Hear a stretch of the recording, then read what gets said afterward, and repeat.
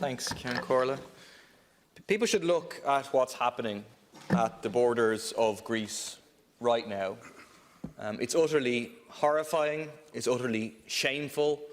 Of all of the disgusting things that the European Union have endorsed in the last decades, this has to be one of the worst. I mean, you have dinghies of frozen refugees coming from a war-torn country being turned away by a European Coast Guard. You have tens of thousands of refugees from Syria, including mothers and children, approaching barbed wire fences, being shot at by a European Union police force, the Greek police force, being hit by rubber bullets, being hit by tear gas to force them away from entry into the European Union.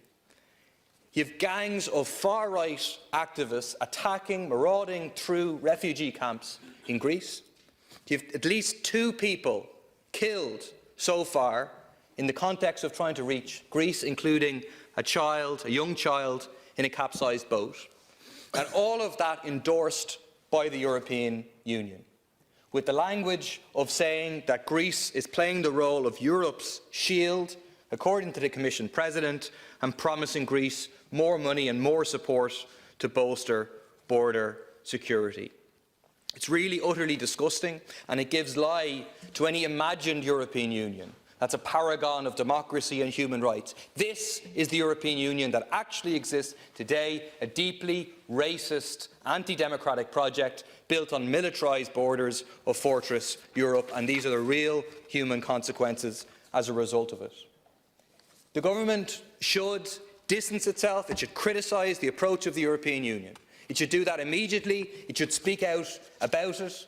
I think the vast majority of ordinary people in Europe would find von der Leyen's comments repulsive, the comments about Greece being Europe's shield, and we should be distanced from that approach. The government should also call on the European Union to refuse to endorse the Greek proposals to suspend the right of asylum. They're saying that basically the right of asylum, which there's no basis to do under international law whatsoever, and the UN have said this, the right of asylum is now being suspended for a month because the Greek government has said so. Instead of being endorsed by the European Union, that should be condemned by the European Union. And all of this, like the immediate cause of this, is decisions for their own purposes by the right-wing Turkish government.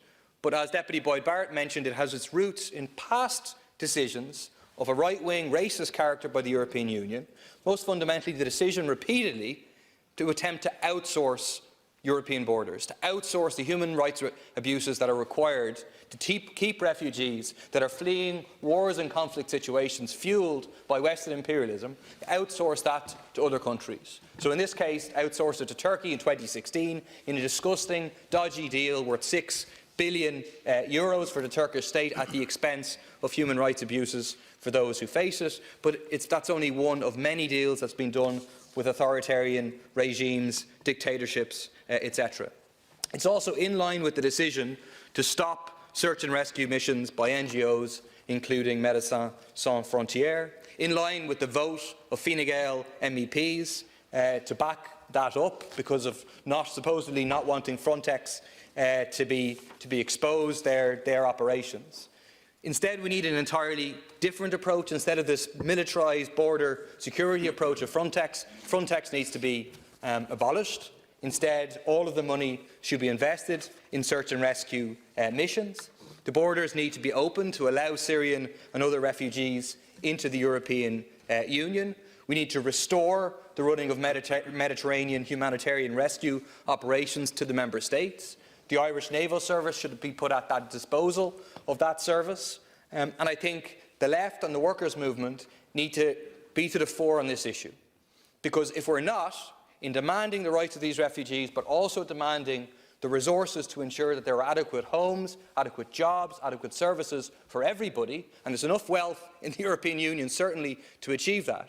If we're not to the fore on those issues, well then the far right, as they currently are in Greece, certainly will be seeking to divide people between the poor and the very poor and seeking to distract attention from the wealth and the resources that exist in our society and those who are responsible for the crises facing working class people.